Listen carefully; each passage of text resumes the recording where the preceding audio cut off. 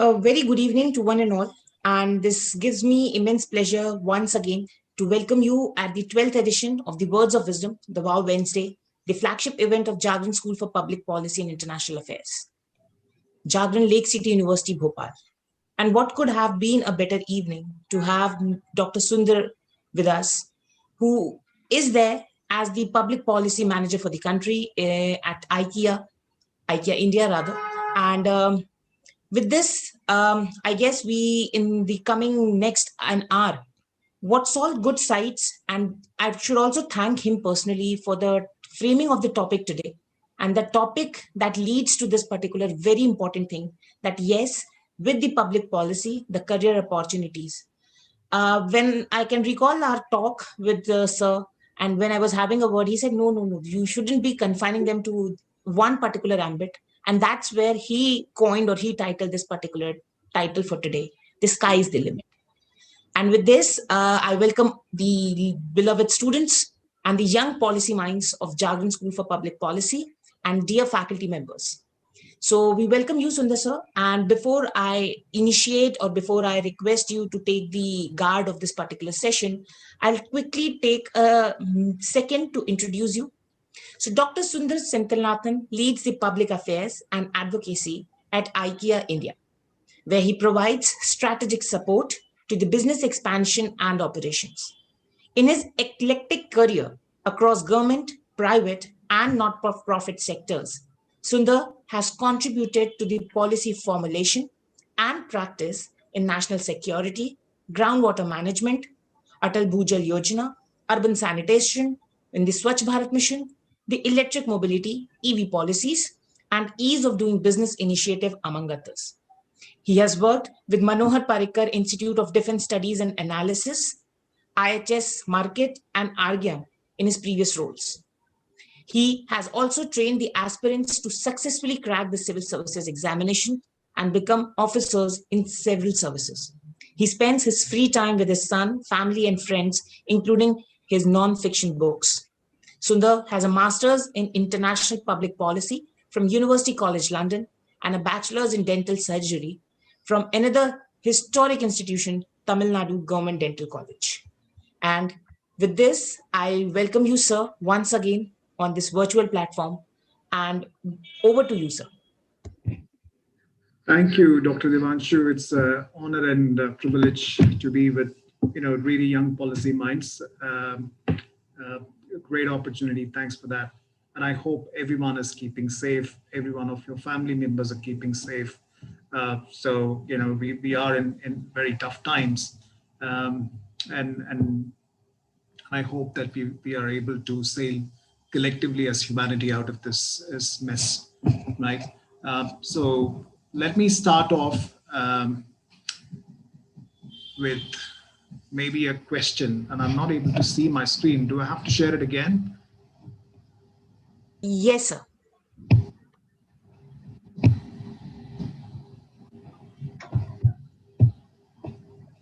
Yeah. Can you see my screen? Yes, sir. Perfectly. We have around 13 or 14 students, I believe, right? Really young minds. Okay. So the reason I said sky is the limit is because really sky is the limit, right? I mean, it's not really about a career in a corporate sector or a career in the government sector or a career in the not-for-profit sector, but it's really up to one's imagination, one's interest, and one's ability to go in depth or broaden, right? And choose a career path when it comes to public policy. Sorry, I can't move this. Yeah. Okay, I just want to keep it a little interactive as well with all of you. What's the most important discussion these days? If anyone could, unmute themselves and answer this.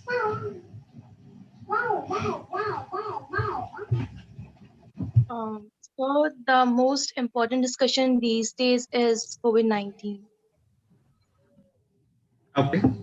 Anyone else?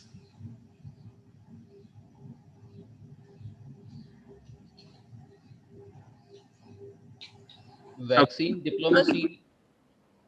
Right. Okay. Diplomacy. Right. Super. I would add election to that as well. Okay. Elections. So how to provide oxygen to everybody is Right. Yeah. Healthcare. Yeah. Providing the most appropriate healthcare. And appropriate policy that can eradicate the COVID from the world. Okay. Policy around, again, related to healthcare, but much broader. Yeah. Provision to develop health emergency kind of situation. Yes. Again, healthcare. Yeah. Yeah. Very much around healthcare, right? Healthcare, pandemic, diplomacy, elections, like what Dr. Devanshu said. Uh, One more. I guess IPL is also one of those particular things to be talked across. So I'll change the entire movement from one thing because let's not make it monotonous, something across. That's right. Yeah. I mean, IPL is making at least people stay at home and not venture out, right? It's got an unintended benefits. There are criticisms about IPL as well, but what IPL has managed to do is keep a large number of people at home, have some discussions. Again, you can't be discussing pandemic 24/7, right? The reason I put up this cartoon, this is by Mr. Satish, who's a very popular cartoonist, is, you have a huge amount of defense budget in India, but if you look at the proportion of expenditure that goes into healthcare, it's quite minuscule.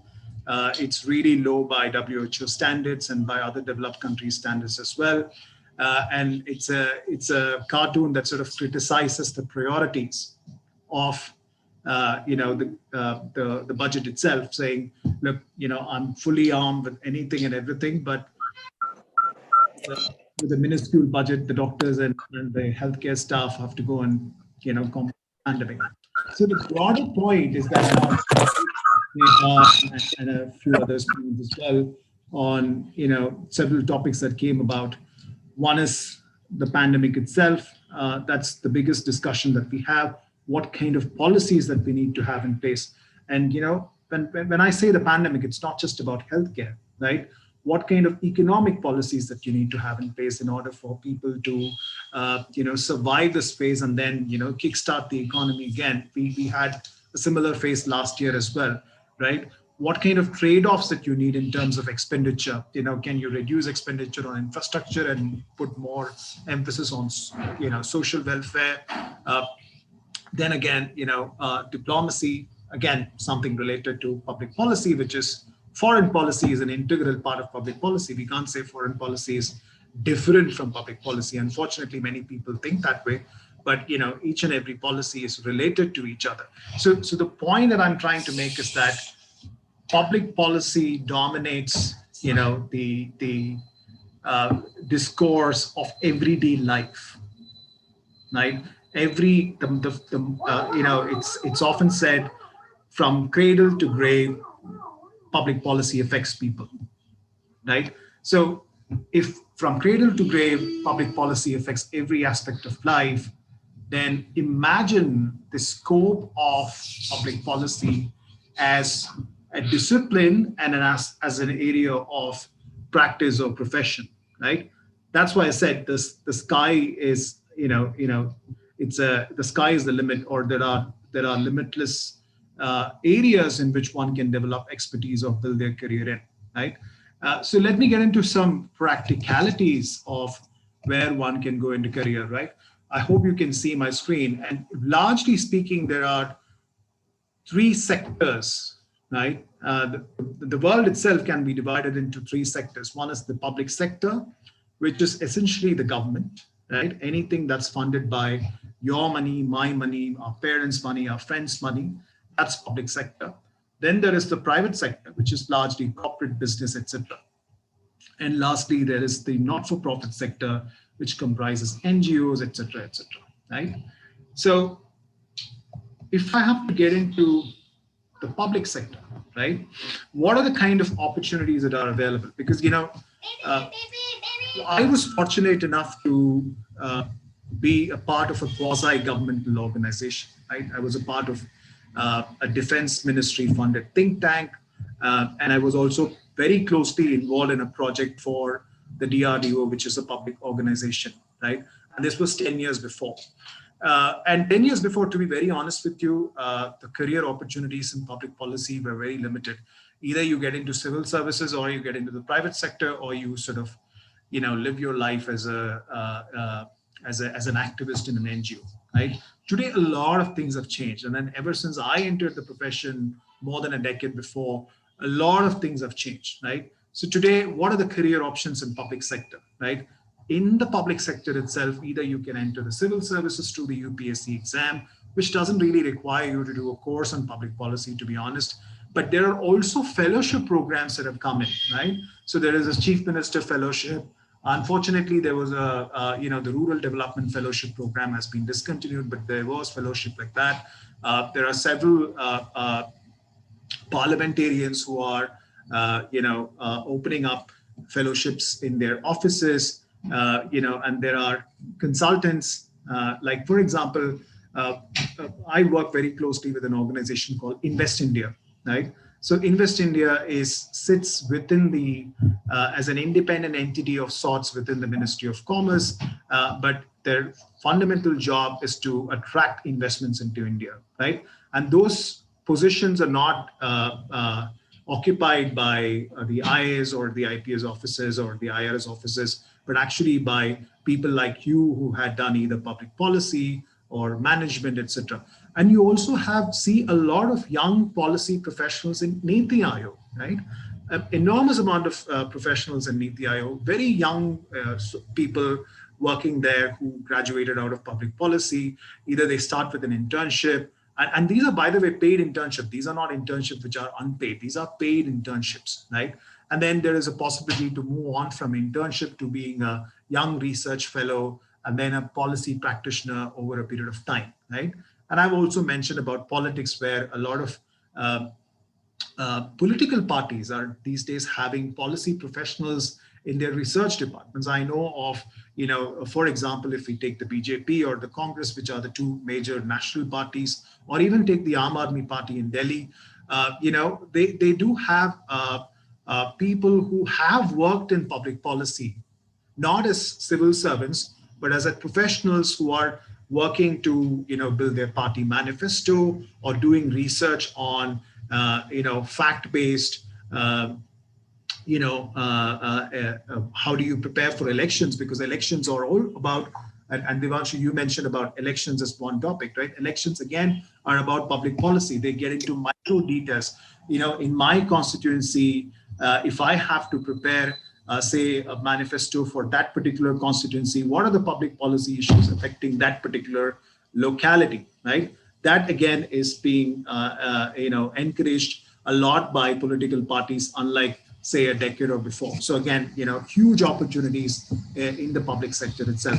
One thing that I have not mentioned here, which is international organizations, but I didn't mention it specifically because international organizations, I mean the United Nations and its allied organizations, there it's difficult for a young professional to get in immediately, right?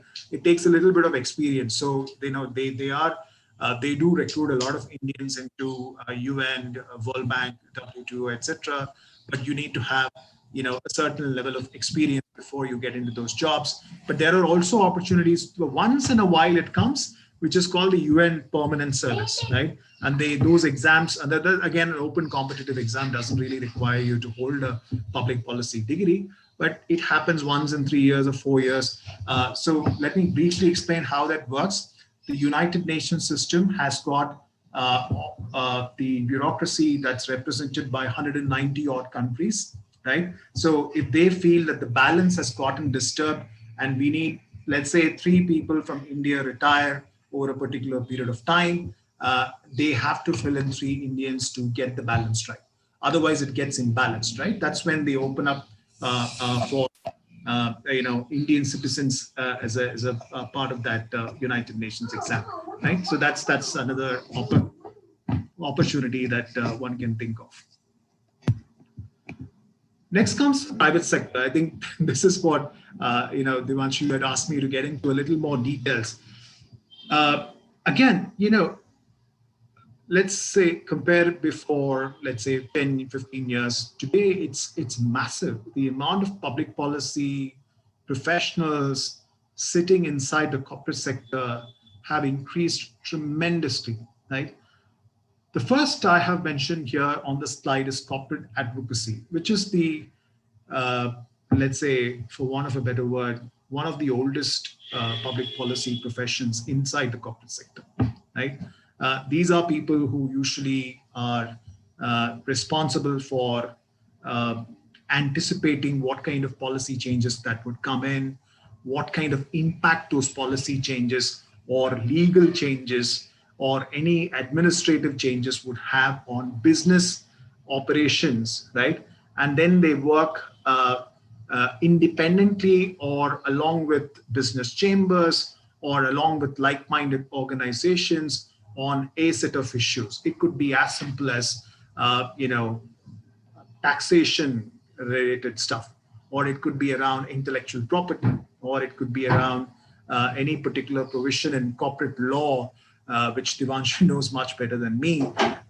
That could be that is one area, and it continues to grow in each and every organization. And I know, especially when an organization where government interface is higher, say for example, where all the government interface is higher. Let me ask this question. Let's, and it's just a question to you all. What are the businesses that you think requires regular government interactions? Let me ask this question to you. Railways. Well, railways is government still. It's not privatized. So, railways itself is Sarkari. So I wouldn't go. So industries then. Yeah, any industry or any business or any SME, or something like that. Yeah. So mining sector. Sorry, Smriti. Mining sector. Exactly. Yes, mining. Huge, right? Mining interface with government is just massive. Then, any other example? So even health. Yes, health. Yes, health. When I say health, two areas I can immediately think of. One is medical devices and the other is pharmaceuticals, right? Yeah, absolutely. So education sector, private universities. Yes and no, because, some of them are, if they get a deemed status, for example, it doesn't require much of regulatory hassle unless and until an university is tied with the UGC. Again, there isn't a requirement for public policy professionals to support the education sector per se. So media and a banking sector? Yes, banking, yes. Especially the newer forms of financial sector. Let's say, for example, financial technology, fintech, right? Yes. Those firms do require a lot of interactions and interface with government. Any other that you could think of? Construction. Sorry? Construction. Yes, absolutely. Real estate and construction, huge. Right, the amount of interface. Yeah, sorry? I was saying electricity. Electricity, electricity has, but today's scenario, most of the states have government-run utilities, right? I mean, at least where I live in Bangalore, Karnataka, it's entirely controlled by the government. So I would say that itself is a government. Can I give you two examples, which I think you all are thinking about firms that you don't necessarily interact with on a regular basis. For example, you said mining, you said real estate construction. But I'll add, I will give examples of 3 firms which require enormous amount of interface with public policy. Okay, the ones that you use on a regular basis. One, Facebook and Twitter, social media, right? The interface with government is almost on a daily basis these days, right? With Facebook and Twitter. The second example I can think of, again, the thing that you use on a regular basis is your Zomato, Swiggy, Amazon, Flipkart, etc. right? Imagine, think of the number of issues that they face, right? It could be around gig economy, it could be around warehousing, it could be around delivery of the right goods, return of goods, consumer protection, etc., etc. And third third category, which again, many of you missed out saying, is your Netflix and Amazon Prime, right? I mean, if you look at Netflix has a large public policy and legal team, because every content that they generate has to be in line with the local regulations. There is a lot of interface with government.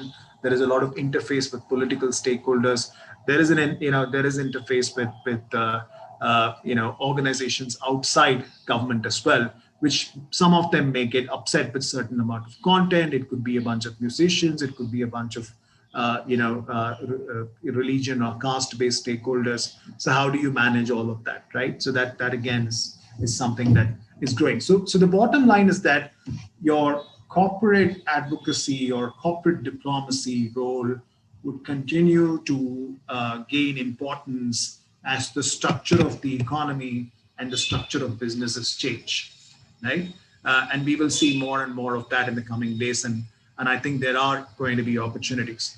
But the challenge with getting into corporate advocacy is that, again, corporates, especially established corporates, are not very open to the idea of recruiting a fresher, right? So they always take, especially in a role like this, which requires one to talk with the seniority of a secretary to the government of India, or a chief secretary level officer at the state level, or a politician who has 20, 25 years of experience. So there is a societal hierarchy problem.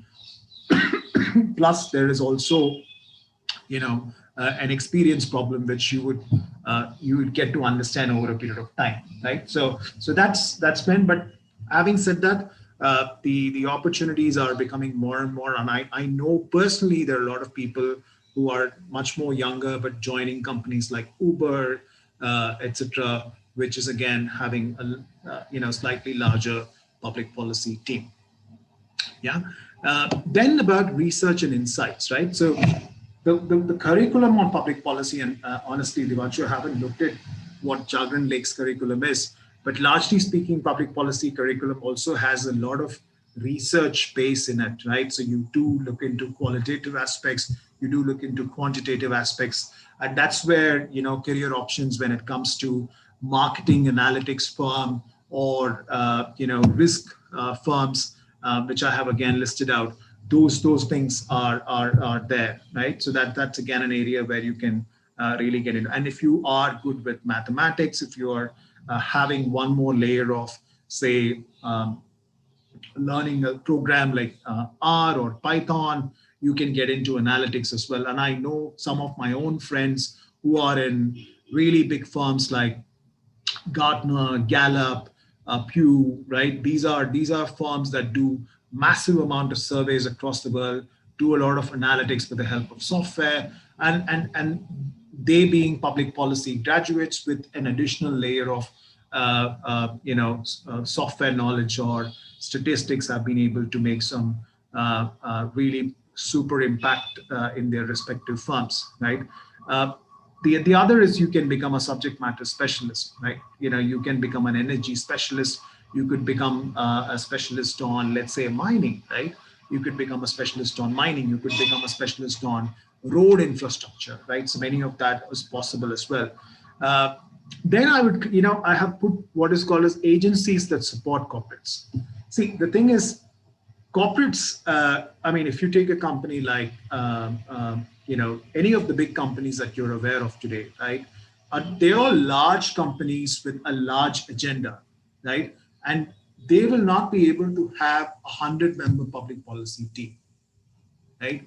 There is always a resource constraint. So you would always try to work with a minimal number as much as possible, because the resources have to be directed to elsewhere, which are the meat of the organization, right? So those, and that's where agencies, meaning public affairs agencies or public policy agencies come and support corporates in doing a little bit of background work, in doing a little bit of research work, in connecting to the right stakeholders or mapping the right stakeholders, whom do you have to engage with, and providing some kind of a strategic business support. When I say strategic business support, also challenging some of the approach. Okay, you should not be approaching this issue like this. We suggest that you take an approach in this direction, etc. Right? Now, why I have highlighted this particular area is that these agencies are the ones who are more open to taking, people who are either freshers as interns or people who are having lesser number of years in terms of experience, right? And there are a lot of people who are today working as corporate advocacy professionals or public affairs professionals or government relations professionals who had some background or who had some experience in these agencies, right? And there are and the number of agencies in India are also increasing as we speak, right? They've become more professional. A lot of multinational agencies have come and established because India is a large economy, and therefore as the economy grows, these kind of agencies also come in, and therefore the opportunities also increase, right? And last couple of things which are slightly related to you can either keep it in the not-for-profit sector, but I would say these are social enterprises. So when I say social enterprises, they would be working in, say, a recycling issue, or they would be working in in an area, uh, you know, in an area where they can promote welfare of people at the same time, develop profit out of it. For example, there are organizations which work with underprivileged tribal women who are extremely skilled in their craft. So they provide the link between these skilled women and a global market, right? And so what they try to achieve out of this is that they secure livelihoods for women at the same time generate profit, right? So these are kind of social enterprises. Again, these are areas where public policy professionals have a slightly better understanding, because your understanding of society, let me bet that, would be far better than anyone who is doing slightly a different course, right? Because you try to understand the polity in society much better, right? And last but not the least, again, lots of CSR. Devanshu, you might be able to dwell on this a little more. As per the company law, a certain amount of money needs to be spent on corporate social responsibility initiatives, and if you combine all the amount, that comes to like thousands of crores, right? And therefore there are now consultancies which are looking at CSR or sustainability, helping companies comply with those norms, right? So one example, I wouldn't call them a consultancy because it's a kind of a not-for-profit, Give India, right? So Give India is one organization which has been trying to help a lot of companies on CSR activities. So there are many organizations like that, which again can provide opportunities for public policy students and professionals, right? Not-for-profit. So not-for-profit, everyone thinks, oh, not-for-profit means NGO, right? But it's not just NGOs. There are many as well, and they have become, the field has become mature. India has got the largest number of NGOs than any other place in the world, because every Tom, Dick, and Harry tries to put an NGO in place, for political reasons as well. Without getting into those things, all I can say is you can really think of not-for-profits as different sets of organization. There are fantastic field organizations in India, okay, who have done some pioneering work when it comes to social sector, right? And these are people who have either got their Padma Shris or Padma Bhushans or different state awards, and they have they have made some miracles in whatever pilots they have done. And those organizations, and again, you need to take a cut in terms of your salary expectations, etc. But those give a great amount of exposure that one can imagine, right? So that's definitely there. Foundations, when I say foundations, it could be Gates Foundation, it could be the Tata Trust, it could be around Asim Premji philanthropic initiatives. Again, these are organizations very open to having public policy professionals in terms of, planning out social interventions, right? And there are three others as well: academia, think tanks, independent, and then the other one is independent research, right? You could become an expert all by yourself. You can become an environmentalist, or you can become a digital data governance person, a privacy activist of sorts, and become a renowned independent research professional who can do projects on the basis of consultancy, right? That's also possible, and I know there are a lot of people who are doing that with expertise gained over a period of time, especially people who have worked in field organizations, right? And it could be like anything. For example, I have come across someone who had phenomenal experience in transgender rights, right? And that person is an expert in that particular space. How do you ensure adequate rights for transgender community? How do you bring about inclusion of those communities within the larger society? And they contribute to public policies as well, because these are niche areas where there isn't expertise available, right? Let's face it, the IAS is not expert. The IAS relies on expertise to make policies. There again, you can make a lot of difference. Yeah. Uh, so, what I tried to really do was to give a very, very, an umbrella overview of different areas that one can really think of. One thing I've not put up a slide, but I think I should mention this, is that, there are, imagine that you start off as a specialist in one particular area, right? It's really up to you to go in depth, specialize even more, right? And continue to be a specialist, right? Or you start off as a specialist in a particular area, then you become a generalist, meaning you're ready to take up many other things as well and become a generalist. And the third way is that you be ready to be a generalist on anything. Today, tomorrow, you join an agency. Day after tomorrow, you join a corporate, and then 5-6 years down the line, you decide, okay, I'm going to be putting my skills to support an NGO or a foundation, right? Or even take an academic career. So it's really up to you how to craft that career, right? Really, that's why I said it's sky is the limit. And when I said sky is the limit, it's really about imaginations. How do you imagine your career? How do you want to craft your career? And I want to mention one example. There are several sculptures, but I've seen this kind of sculpture in a couple of areas. One is, you can find it in the Delhi Akshardham temple, where one person is sitting and sort of sculpting himself, right? So a career is also like that. You got to sculpt your career by yourself, right? It really depends on how you want to sculpt your own statue, right? You want to keep your arms wide. You want to keep your arms, together. You want to look up, look down.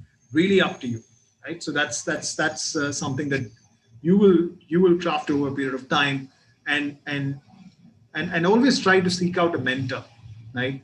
A mentor who will be able to support you, who will be able to coach you, and who's also able to challenge you, right? Not accept whatever you do, but also challenge you. Look, you're not thinking in the right way, maybe, but in a friendly way, not like completely shut you off, but, in a friendly way, right? That's what I wanted to mention. What are the hot areas, right? If I look at the next decade or next couple of decades even, right? Maybe I can think of a decade, but beyond 10 years, it's very difficult to predict, to be honest. A lot of predictions have gone wrong. So I wouldn't, do the crystal gazing or astrological work here. But all I can say is the next 10, 12 years even, these are the areas that are going to be really, really hot topics. One around sustainability. We are seeing the worst of the crisis in terms of climate, right?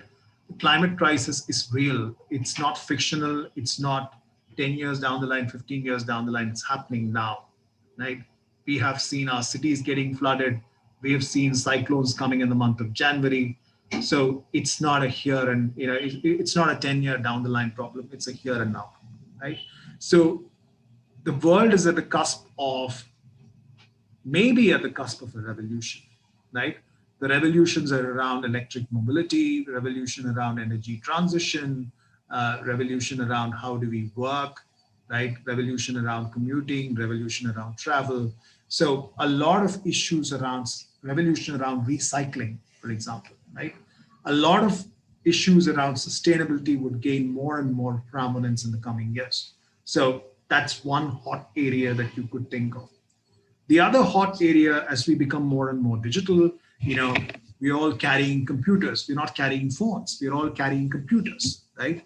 With a speed that's more than what I had as my laptop 10 years before, right? With more memory than what laptop I had 10 years before. That's what we're carrying. So in that case, what are the kind of data governance that you have? It's all about data. Some people say data is the new oil, but do you want my and your data to be an oil, right? It's at the end of the day, it's our data, right? So how do we then protect our own data, which means protect our own privacy, our own rights? How do you manage data flows between one country and another, right? How do you manage data flows between one company and another? For example, when you sign on to an app, maybe that data is going to a bank and a financial institution. Are you okay with that, right? What kind of rights we have to stop that flow of data, right? A lot of issues around data governance, therefore, would become really, really important in the coming decade, right? And imagine, this is just the beginning. As we get into more artificial intelligence, machine learning, there are going to be issues around ethics. There are issues going to be around biases. There are issues going to be around, rights. So, for example, if we look at some of the programs that AI programs in the US, they're more favorable to white people than black people, which means there is an inherent racist bias built in those AI programs. So how do we then make AI more equitable, right? More equal? Those are the topics that are going to dominate, in the coming years. Future of work.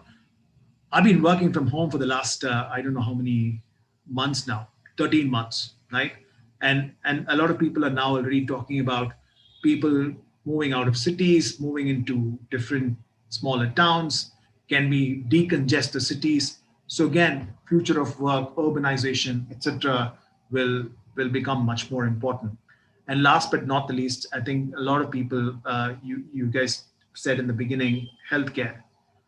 Healthcare continues to be a big issue around the world, and will never cease to be, because you will have more and more research, more and more new medical devices, more and more new diseases, unfortunately, because of climate change and many other factors. So that again is a topic that you could think of getting into. These are just suggestions on how you could possibly get into a little more details. Finally, this is my final slide. Let's not forget the fact that the profession of public policy is about purpose. The profession of public policy is about values. It's about bettering people's lives. It's about reducing inequalities. So let's keep that at the back of our mind as we study the course and also as we get into the profession. That's all from my side. More than happy to take questions, folks. Sorry, I wanted to keep it more interactive, but in the flow, I just couldn't stop myself. Yes, shoot. Thank you. No, thank you so much, Sundar, for the same. And and thank you for that lovely message as well. I guess that's a part of the public policy professional as well, that we need to have a purpose as well. And by the time when we are fulfilling that purpose, the major purpose shouldn't be forgetting. So thank you so much for that message. And believe me, I would not call it to be that you have extended the time in the flow or something. But I guess that is where, when we are discussing a topic where sky is the limit, So the distance to the sky has also to be taken across. And I must also compliment that wonderfully the various aspects that we can think as in for now. And why I'm very much cautious with the using of the word very much now, because with what the ways have been developing across. The unprecedented times of COVID last year, and as you rightly mentioned, the past 13 months have taught us work from home, which was prior to 13 months was a type of a leave thing, which generally the HR thought that the employee is taking across. But then it came more over the part of the, and especially the education, where it is more towards the blended format as well. So some wonderful things, and really a lot. I myself am making a note out of all those points that have been taken across. And thank you so much. And before we take this, I'll open the platform for questions. Just a small rider before we take the questions. Kindly unmute yourself, and if possible, like on your webcams as well. Introduce yourself with your name and your year, and then you can take the question with Sundar.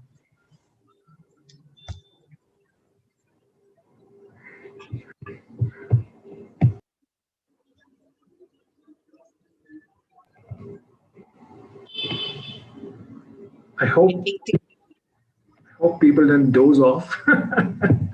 No, they don't. It's just the point across. And I guess that's one thing which Sundar would also agree, that yes, being a public policy professional, the curiosity and the questions have to be there, because that's the key area where we have to take the or analyze, and we need to know what exactly the problems are. So with this, I request any one of you to kindly unmute yourself and take the questions. So may I? Please go ahead. Good afternoon, sir. Thank you for the wonderful session. I'm Sneha Tiwari from BA Honors, Public Administration, Public Policy, SEM second. So my question is regarding the foreign policy that you talked about. You said that it's a very integral part of any nation, as and the diplomacy at the same time. But then, where does the foreign policy stand in the corporate world? What is the relation that it has with the corporate world, and how the people who are specialized in foreign policy, where do they see, or where do they can see themselves in the corporate world?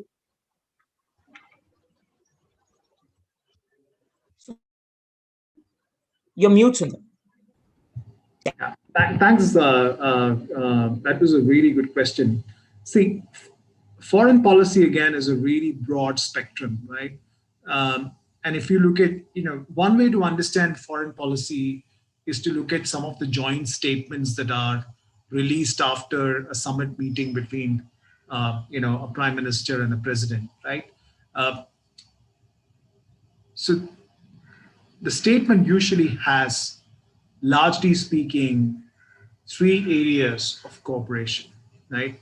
One is around trade and commerce. That's single biggest thing, right? If we take the United States, for example, right? So that's one area that they look at. The second is around security cooperation, right? So when I say security cooperation, it's defense, intelligence sharing, et cetera, et cetera. The third area is around development cooperation in some cases, where there could be joint programs in terms of innovation on areas like climate change or sustainability, renewable energy, etc. And fourth is around people-to-people contacts through art, culture, etc. Right? These are the sort of four broad buckets when we look at a foreign policy. In terms of how it impacts the real people, is that, let's take the US, right? US is one of our largest trading partners. The issues between United States and India are much less in the security and defense field, but there are much, much more in the trading areas, right? There are issues around tariff, there are issues around non-tariff barriers, there are issues around ease of doing business environment, etc., which has got real impact in terms of investment coming into India or exports going into US from India. Yeah, okay. Yes. People to people contacts again. any change in immigration policy of the US, any change in visa regulations have a direct impact on people who want to go to the US or who are staying in the US and they have to transfer from one job to another, and in between they're losing out on their visa status and they have to come back home, right? So foreign policy from a distance looks very abstract, but if we get into the mechanics of foreign policy, and if we start looking at different components of foreign policy, they have direct impact on each of our people's lives, right? Secondly, foreign policy is an integral part of domestic public policy space. Foreign policy is not something that sits outside and gone are those days when foreign policy used to be some elite adventure that sits out of and it was never the case. In fact, to be very honest, it was never the case, but it somehow people got that impression. But in today's world, with so much of Twitter, social media, awareness among people being very, very high, and a lot of movement of Indians between different countries, foreign policy is often an extension of domestic policy. Does that answer your question? Yes, sir. Thank you so much. I guess that perfectly answers. And if I may also add to what Sundar said across, I guess even the new conventions or treaties that is being signed across also affects that particular foreign policy to be framed overnight or to be changed overnight rather.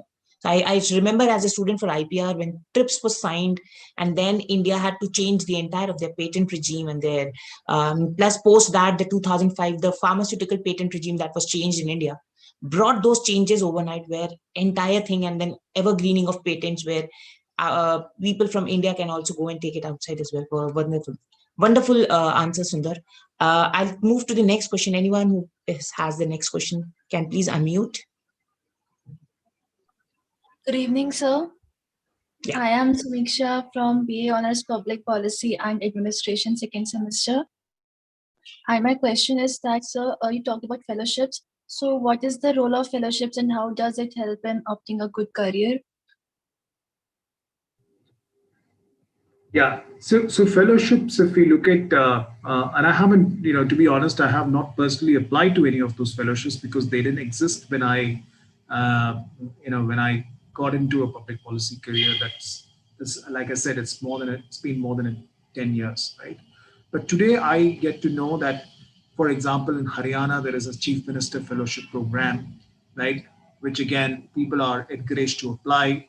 And it doesn't necessarily have to be people from public policy field. There are people who come from, say, an engineering background or a tech background, etc., or a management background. They also apply for these fellowships and they get into it. And they continue in that role for 2-3 years. Without getting into detail, I think the advantage of having a fellowship program, and this is from my interactions with the Prime Minister Rural Development Fellowships or fellows rather, is that they get an understanding of how the system works, right? One is to understand how the system works in terms of theory, in terms of what's available in the books. But when you get into the system, then you realize the intricacies of the system, number one. Number two, the interdependencies of different actors within the system. And three, constraints, challenges, and opportunities within the system, right? And a lot of it is very similar to management, but it's not like the corporate sector, right? So what I'm trying to say is that the principles of management could be the same when it comes to the government and the corporate sector. But in the government sector, because of its peculiarities in terms of hierarchy, in terms of rules, regulations, sub-rules, bylaws, etc., you get a complete flavor when you do those fellowship programs, right? And let's say one does a fellowship for 2 years or 3 years and comes out of it.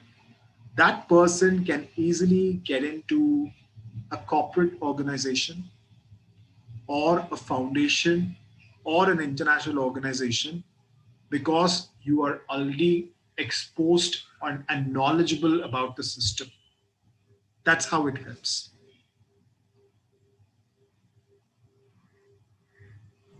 Yeah, thank you, Sundar. And I really hope, Samisha, your question was answered by him.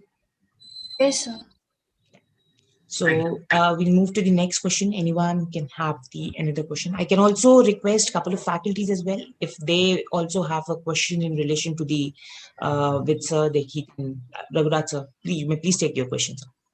Hello, Dr. Sundar. This is Raghurat here. I'm a faculty here. So I really like the analogy you mentioned of a person sculpting his own career. So in that regard, my question to you is, since we have so many bright young people there who are planning to go into the field of public policy, so what are some of the key skills or attributes you think they need to develop for that? That's a good one. Yeah. Okay. So it's a bunch of hard and soft skills, right? And in fact, more soft skills, I would say. One gets to understand,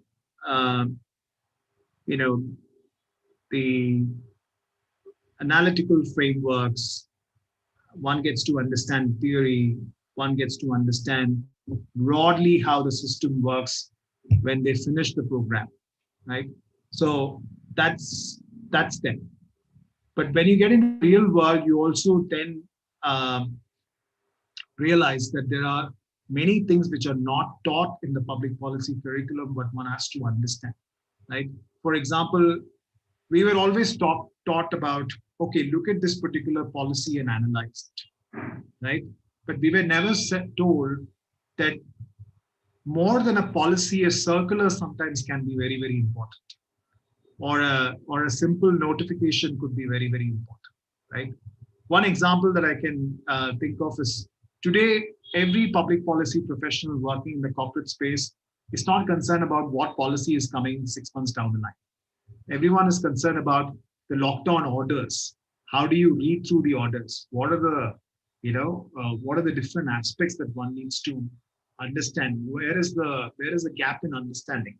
Right? So that's that amount of detail one has to continue to learn through their career. So understanding the public policy ecosystem is a lifelong learning process, I would say, because the ecosystem keeps changing as well, right?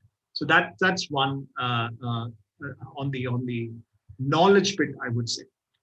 The other is more on the communication skills. A public policy professional has to be incredibly communicative, has to grab the attention of decision makers.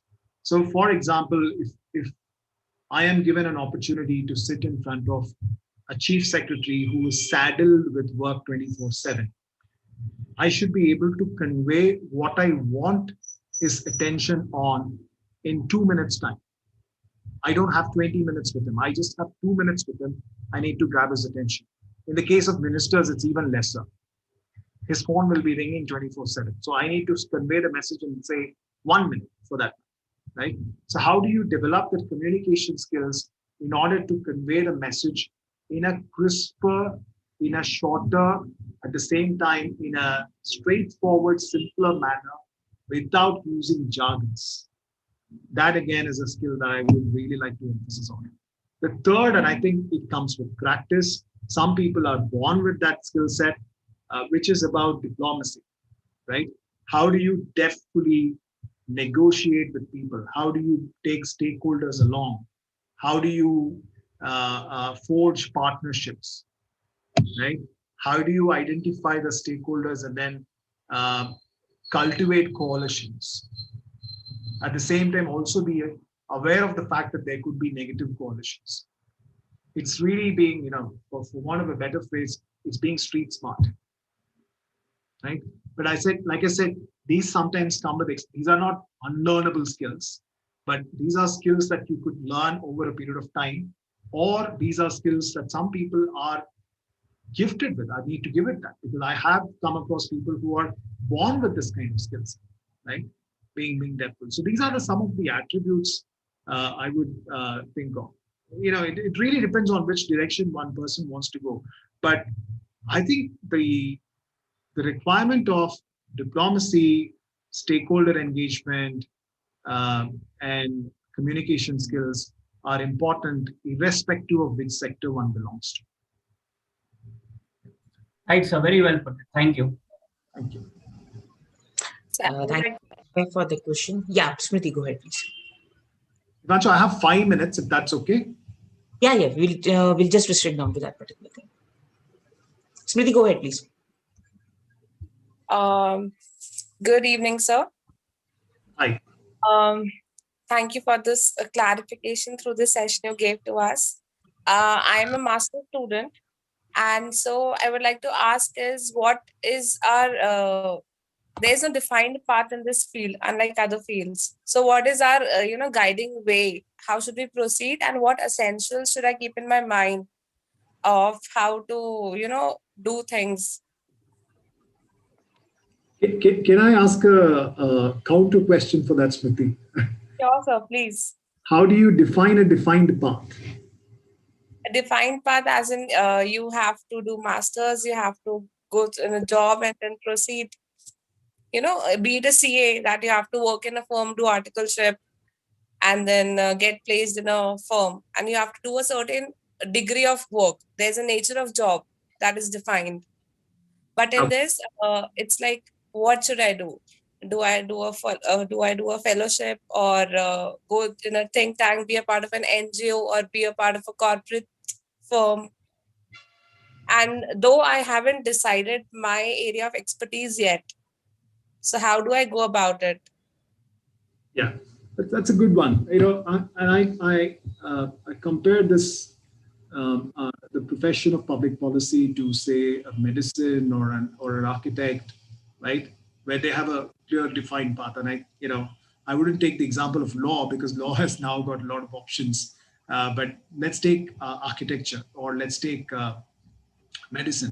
If someone is doing, say, an orthopedics or an oncology, that person has a defined career path. Okay, I'm going to get into a fellowship for a certain period of time. I will probably do a senior residency, and then I become a junior consultant, and then I become a senior consultant, and then move from one corporate hospital to another, or build a hospital over a period of time, right, etc. That's more a defined path, right? When it comes to public policy, again, it really depends on what direction you want to take. If you want to become, say, let's take, for example, you want to become specialized in women and child rights, right? So if you want to become specialized in women and child rights, then the idea would be to understand how the reality is. And therefore, the first step would be really to get into an NGO to understand how women rights are, protected or not protected. What are the measures in place that one can actually have in order to protect those women and child rights? And from there, from a field organization, then you develop the skill sets. From there, you move into, let's say, a larger organization like Save the Children, or you move into Women and Child Development Ministry at some point in time. Or there is also a possibility for you to say, okay, I want to understand one particular aspect of women's rights, and therefore I become, I want to do a PhD on this or an MPhil on this. So you go and develop your knowledge further. And then you can also move into corporate, because today diversity and inclusion is an extremely important topic in all the companies, all the major companies. Because if you look at women participation in workforce today, that's at 23%. That's really, really low. And why is it 23%? It's 23% because it's about the rights. So how do we then promote the rights? So all I'm trying to say is, if you imagine a defined career path, okay, I want to do this, I want to do the masters, I want to do the MPhil, and I want to become an academia, then it's perfectly fine. That's a very defined, clear-cut path. But if you want to take one topic and you want to explore the topic in multiple dimensions, then, like I said, sky is the limit. You can be in an NGO one day, you can be in a foundation another day, you can be in the corporate sector, and at some point in time as well. Or you can become an independent researcher or an advocate of women and child rights. Like I said, it's really about how do you want to define that career path. So depending on that, I'll have to, hone my own particular features. Yes. Be it an analyst or a reader or policymaker. Yes. That depends on the field I choose, right? Yes. Yeah. Okay. Thank you. Thank you, Smriti, for that question. I like to just add one thing. See, as that is what is said now, the charity begins at home. So I, Sundar, or people like that can only give you options. The right option that has to be chosen is always have to be from your end. So on that note, I guess looking at the paucity of the time and for that thing, so we would like to conclude it from there itself. And thank you so much, Sundar, for being here, for addressing them, for like opening some new horizons as well. I would rather say it this particular way. And surely, and as what we have also discussed on the phone itself, that yes, just because these were the unprecedented times, we would require your help, your assistance to these young budding policymakers as well. Not only that, anytime sooner, when let's with our all our prayers across that this pandemic ends soon, we would like to have you on our campus in the physical format as well, so that we can take you for the point that yes, these things have been a very, very, very important domain. And with your expertise, like I also come across with one question, which I'll take it at the end of the day, that your graduation in BDS and then moving towards the public policy era, is it like somewhere which would be helping you or not? So that would be something that I'll be taking when you'll be here physically. But thank you so much once again on the entire of team or entire family of Jagran School for Public Policy and International Affairs, Jagran Lakecity University, Bhopal. We wish you a very happy and a safe days ahead. And the same wishes are for your loved ones as well. And with that note, thank you so much for sharing the words of wisdom. They were indeed very much important, both to us as faculties and to the students as well. And also looking forward for any of the assistance or support that we can jointly take it ahead as well. Thank you so much, Sundar, for that wonderful session. And with this, I also thank the participants to attend this particular session. On that ending note, I'll really pray for everybody to please stay safe, stay inside your houses, follow all the protocols of COVID, and the lines for the vaccination has been opened. I urge as well, whenever you get an opportunity, kindly go get yourself vaccinated as well. Thank you so much, Sundar, once again, and